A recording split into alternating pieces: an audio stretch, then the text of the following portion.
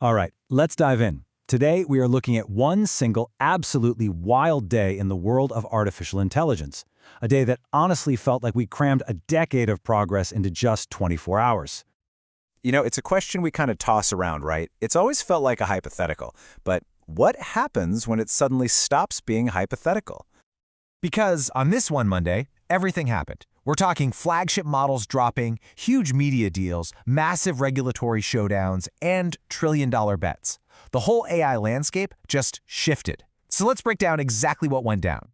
Okay, so our story really kicks off with the tools themselves, a completely new generation of AI that showed up with some serious power and a very clear purpose. So get this. On the very same day, the two titans of AI, Google and OpenAI, both dropped their latest models. And what's really fascinating here is that they weren't just releasing the same old thing. They were targeting the two biggest pain points we all have right now.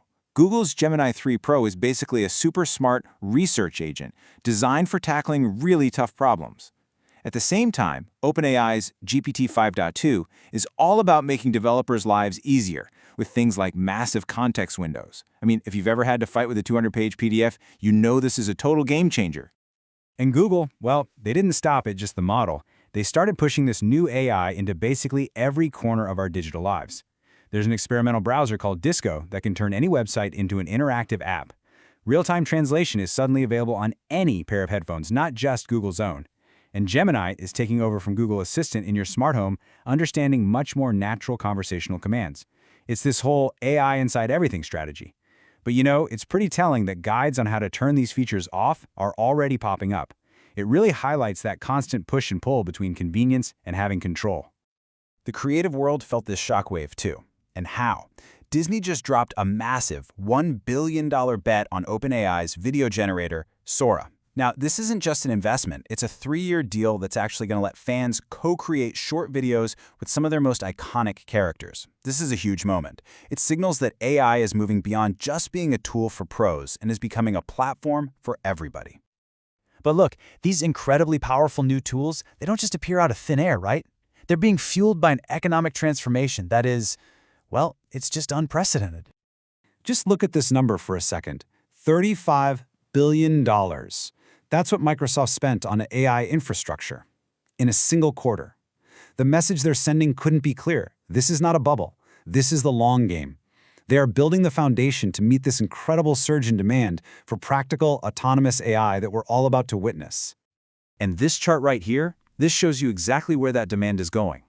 We're seeing this really fundamental shift away from simple chatbots to what's called agentic AI. These are autonomous systems that can actually do tasks for you. And in a heavy industry like oil and gas, adoption is projected to nearly quadruple by 2026.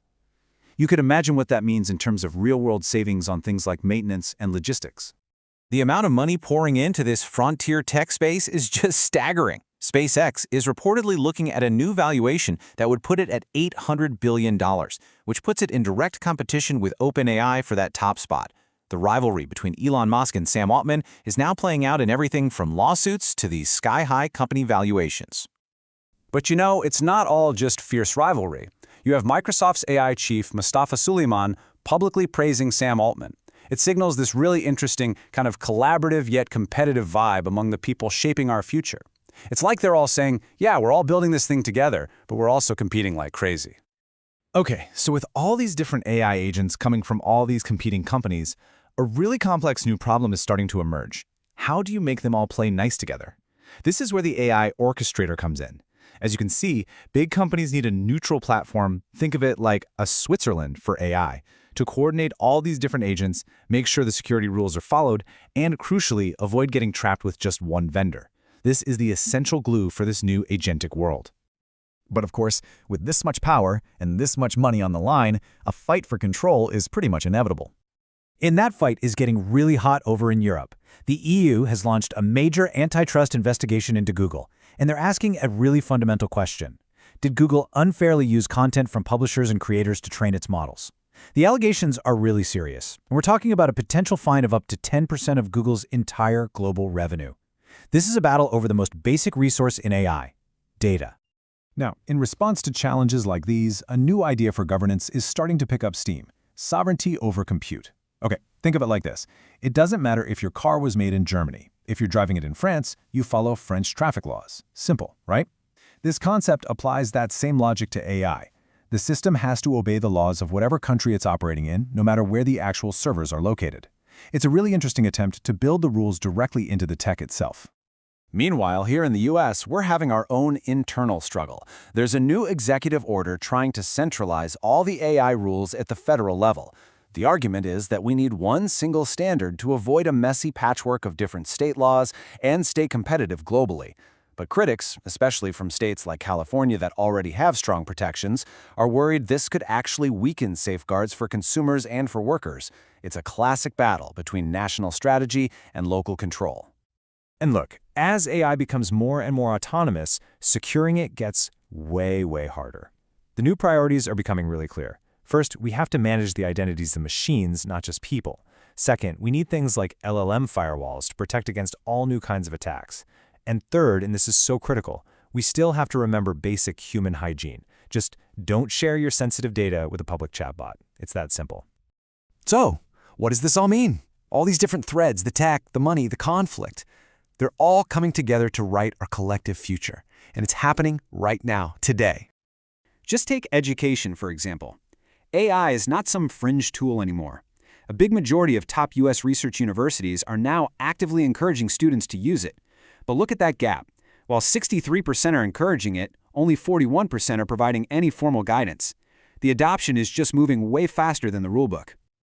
And this contrast right here, it just perfectly captures the whole challenge.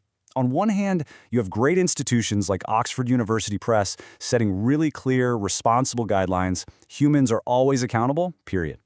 But on the other hand, you have a major publisher that put out an AI ethics guide that was literally filled with fake AI-generated citations. It's a pretty stark reminder of just how hard it is to maintain quality and trust in this new world. So I think the key takeaway here is that these weren't just a bunch of random isolated events. They were all interconnected shockwaves from one single day. And they're already reshaping everything, from how we learn and create to how we invest and even how we govern ourselves. Which really just leaves us with one final thought. All of this, everything we just talked about, happened in a single 24-hour period. It was just one day in AI. So the real question we have to ask ourselves is, are we ready for the rest of the week?